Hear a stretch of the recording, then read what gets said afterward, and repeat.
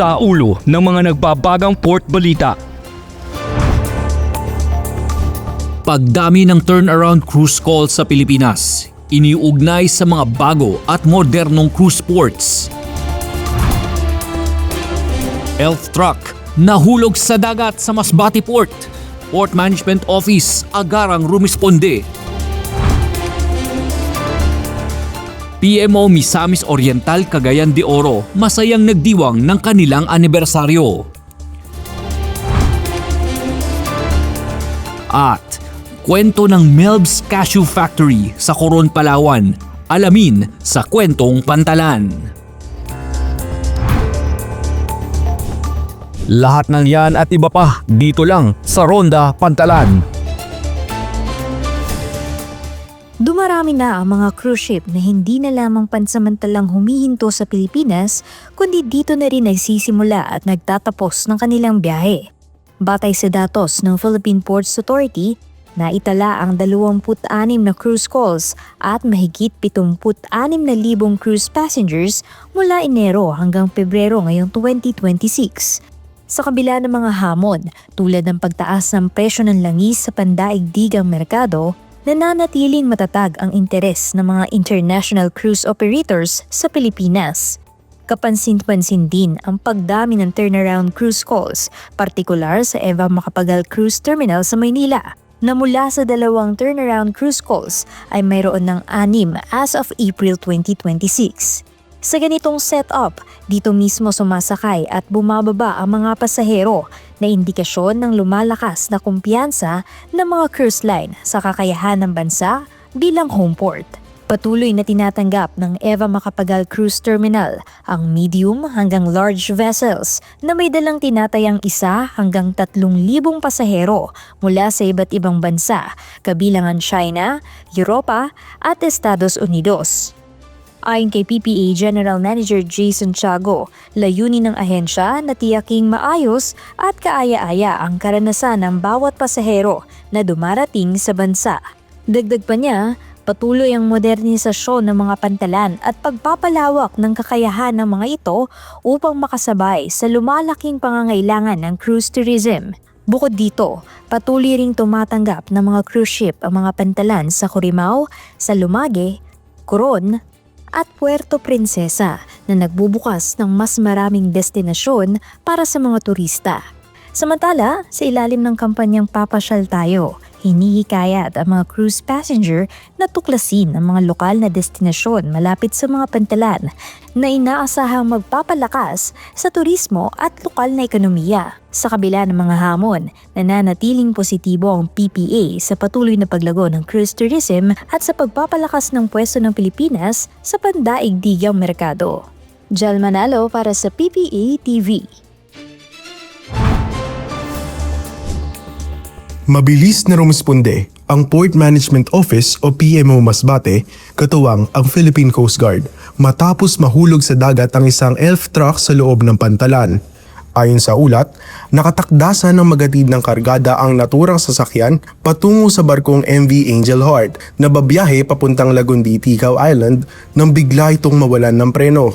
Agad namang nakaligtas ang driver matapos makatalon mula sa sasakyan. Ngunit nagtamo ito ng mga sugat at isinugod sa pinakamalapit na ospital. Bilang agarang tugon, naglatag ng oil spill boom ang mga otoridad upang maiwasan ang posibleng pagtagas ng langis sa karagatan. Sa tulong naman ng crane, matagumpay na na-retrieve ang nahulog na sasakyan mula sa dagat. Ikay Panagiton para sa PPA TV.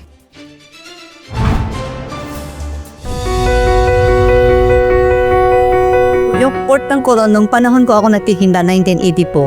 Yung sahig niya, tamla lang siya, hindi simento. Nandun sa nagsemento siya, lumawak na lumawak. Malawak na rin ang kinalaman ko sa pagtitinda at naging masaya na rin ako.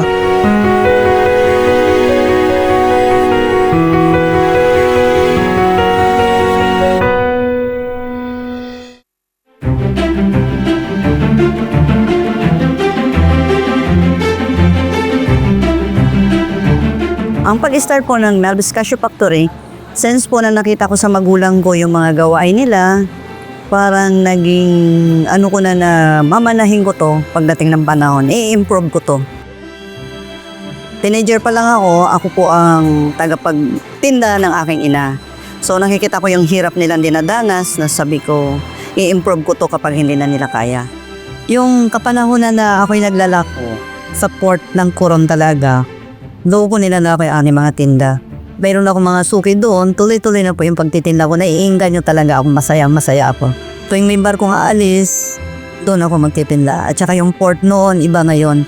Malaki yung pagbabago ng port ngayon, malaki yan ay tutulong na dumagsa ating mga turista galing sa ibang lugar. Kung minsan po, meron tayong mga turista na dito po sa Melbs, pinapatry namin talaga silang magbiak para ma-experience nila na paano pagbibiak ng kasoy at saka sa lahat ng proseso. So, yung mga turista, nagiging bakasyon na ng Coron, dinagdagan ko ng maraming flavor na natutunan ko. The bestseller namin, ako lang po may gawa talaga niyan. Bandi with langka. It means bandi minatamis with flavoring langka. Susunod na po doon yung mga toasted garlic at saka toasted spicy, pastillas with kasoy. Lahat po ng mga nadudurog-durog na kasoy, doon po napupunta so walang tapon. Mission ko po ang tumulong una sa kababaihan. Mas masaya ako tumulong sa kababaihan. Kung kaya ng lalaki, kaya natin yan. Pwede niyong subukan or punan ako ng knowledge about sa kasoy. It's free para sa lahat. Para makatulong din po ako.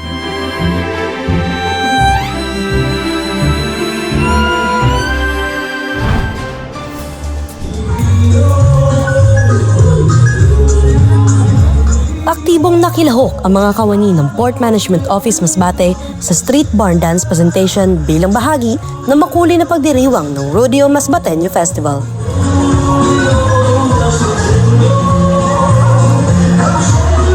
Ipinamalas ng PMO Masbate ang buong suporta sa nasabing pagdiriwang kung saan tampok ang kultura, tradisyon at turismo ng Masbate na kilala bilang rodeo capital ng bansa.